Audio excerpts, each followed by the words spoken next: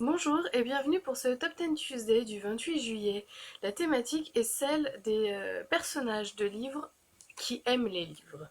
Voilà, donc ça c'est vraiment le top 10 pour moi et pour tout amateur de livres. Voilà.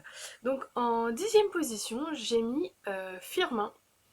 Firmin est un petit rat, c'est le héros du livre Firmin, écrit par Sam Savage.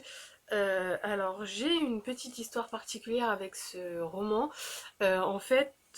C'est une des... En fait, en présentant ce livre, quand j'étais à l'IUT, c'est une des meilleures notes que j'ai jamais eues. Et c'est aussi un peu grâce à ce livre que j'ai aussi présenté lors de mon entretien d'embauche que j'ai eu le poste où je suis actuellement. Donc voilà, j'aime beaucoup ce livre, voilà, il y a un petit lien personnel voilà, et professionnel aussi. Donc Firmin, c'est un petit rat qui est un peu délaissé de tous et qui en fait, comme il peut pas se nourrir au ventre de sa mère, va littéralement manger les livres et c'est comme ça qu'il va apprendre à lire et voilà. Et en plus ça se passe à Boston, ville où j'ai vécu pendant 3 mois et voilà, ce qui fait que j'aime beaucoup ce livre. Et le personnage de Firmin est absolument... je le trouve trop chou, même si son histoire est déprimante, je le trouve super chou. Voilà. En neuvième position, j'ai mis Bastien de l'Histoire sans fin. Je me reconnais vachement dans ce personnage parce que, en fait, pour lui, dès que ça va pas, il va se réfugier dans les livres et j'avoue que j'ai un peu tendance à faire la même chose. Voilà, c'est pour lui, les livres, c'est une sorte de doudou protecteur. Voilà. En huitième position, j'ai mis Maggie du livre Cœur d'encre, enfin de la saga Cœur d'encre de Cornelia Funke. Un peu comme Bastien, en fait, elle adore les livres, les histoires en fait, et se plonger dans de nouvelles histoires. Voilà, c'est vraiment les histoires et les livres font partie intégrante de sa vie et c'est pour ça que je l'aime bien. En septième position, encore des personnages de la saga Cœur d'encre, Mo et Elinor, donc Mo qui est le père de Maggie et Elinor la tante de Mo, de Maggie, je ne sais plus.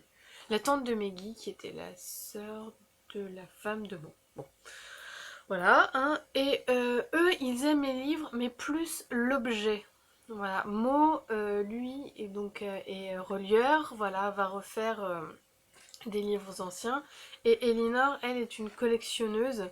Voilà, et je me reconnais aussi dans le sens où, pour moi, les livres ont besoin d'être un objet et d'être un bel objet. Voilà. En sixième position, j'ai mis Kat et Ren de Ren, je sais pas trop comment ça se prononce, du livre Fangirl de Rainbow Rowell.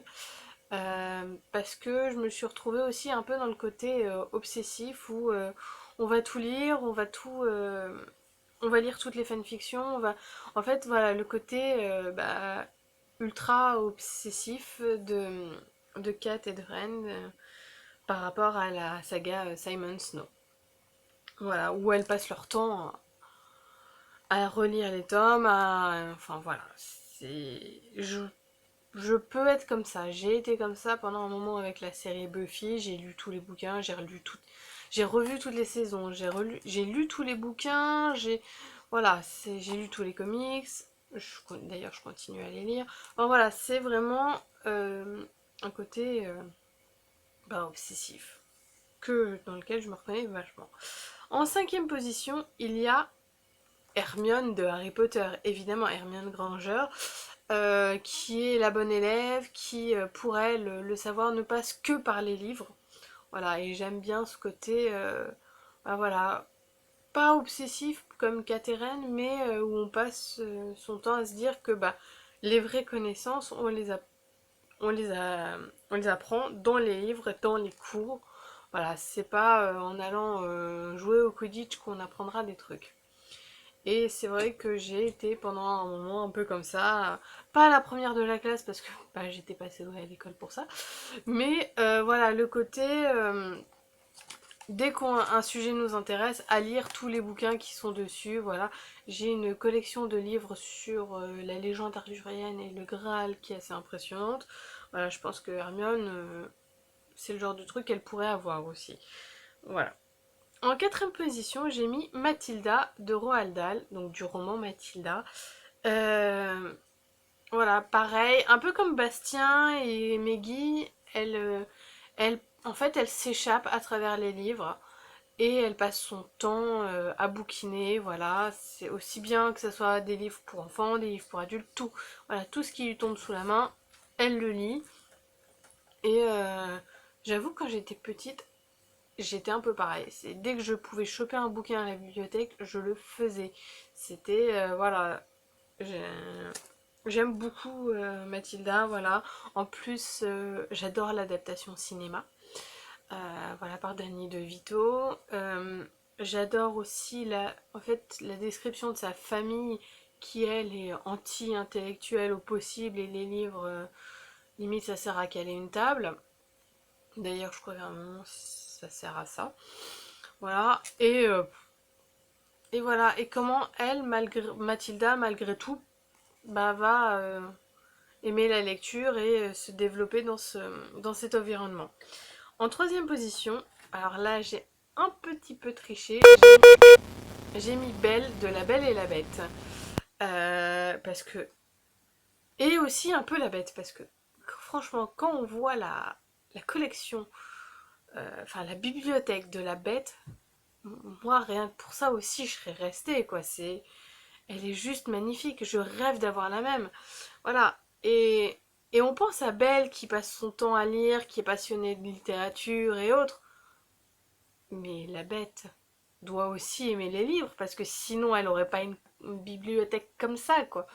Donc je me dis, ok, Belle adore les livres, les histoires de chevaliers, machin et tout, mais je pense que la Bête aussi est un sacré lecteur. Voilà. En deuxième position, euh, j'ai plus ou moins triché, parce qu'il y a à la fois et un film et un livre. Donc je parle du petit-fils dans Princess Bride. Donc le petit-fils n'a pas de nom, hein, il s'appelle le petit-fils. Et en fait, c'est bah, le personnage auquel on raconte l'histoire de Princess Bride. Et voilà, au début, c'est un peu genre, oh non, encore une vieille histoire toute pourrie. Et en même temps, il est à fond, il est tout le temps, allez, vas-y, continue, continue.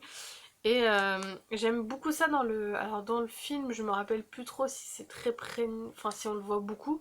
Mais dans le bouquin, voilà, il y a l'histoire. Et puis après, voilà, il y a les passages petit-fils qui fait non, attends, qu'est-ce qui se passe et tout. Enfin, voilà. Qui est ultra impliqué dans cette... qui est à fond dans l'histoire, quoi. Et je dois avouer que quand j'étais petite, bah, j'étais comme ça. C'était non, vas-y, continue, continue, je m'en fous. Tu peux continuer à me lire jusqu'à 4 heures du mat, je m'en fous. Je veux la suite de l'histoire, je veux la fin, quoi. Voilà. Et en première position, j'ai mis AN du livre de Julius Horowitz, Journal d'une fille d'Harlem. Donc je vous en ai déjà parlé lors de mon précédent top 10. C'est un ouvrage que j'ai lu pour la première fois quand j'avais 14 ans, que j'ai relu il y a 4-5 ans et que j'aime bien relire assez régulièrement. En fait, c'est un des rares bouquins que je relis.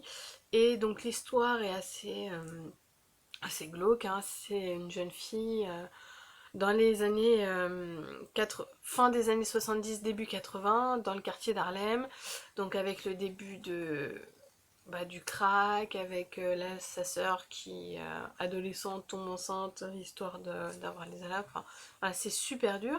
Et en même temps, elle est bonne élève, elle aime lire. Et en fait, elle se réfugie, pas elle se réfugie, mais elle se dit, mon salut n'arrivera que par les livres. Et je trouve ça une attitude très, très belle, très noble. Voilà, c'est vraiment, pour réussir, il faut que j'apprenne des choses. Et pour apprendre des choses, il faut que je lise. Voilà, il y a un amour presque irrationnel des livres. Voilà. Dites-moi ce que vous avez pensé de ce top 10. Est-ce que vous pensez à d'autres personnages qui aiment les livres? Voilà, et n'hésitez pas à commenter. Bonne journée à tous!